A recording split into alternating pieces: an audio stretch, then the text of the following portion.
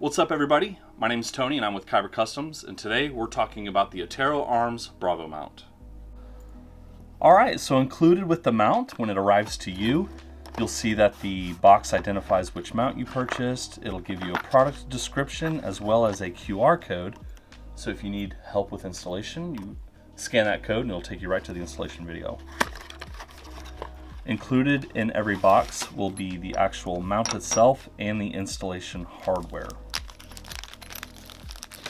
The installation hardware will include a roll pin for the front of the mount, a nut and bolt for the middle to secure it to the rear sight block, as well as the Allen wrench and the blue Loctite for the nut and the bolt.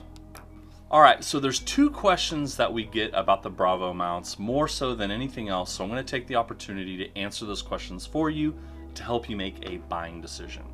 First question, will this mount fit my rifle? So if your rifle has a standard factory AK-47, AKM, or AK-74 pattern rear sight block, it will look similar to this. There will be a rear sight leaf that is held in place with a spring. If this is what your rifle looks like, then the answer is yes, the Bravo mount is compatible with your rifle.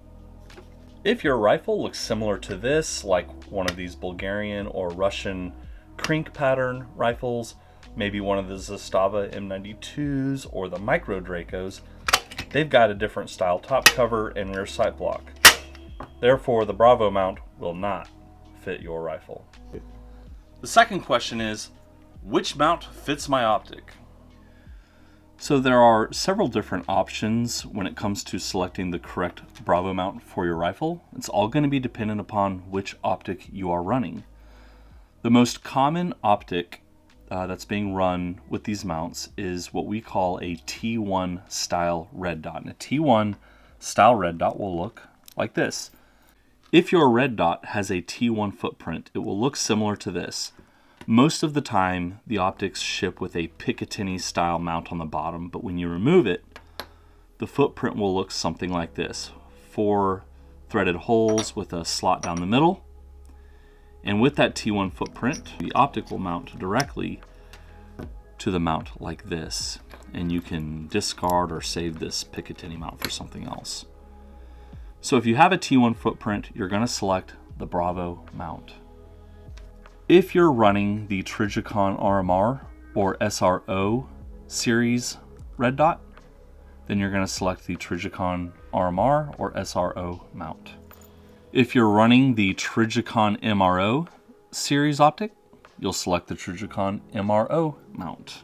For those of y'all that prefer to run Picatinny mount style optics, then you'll select the rail mount.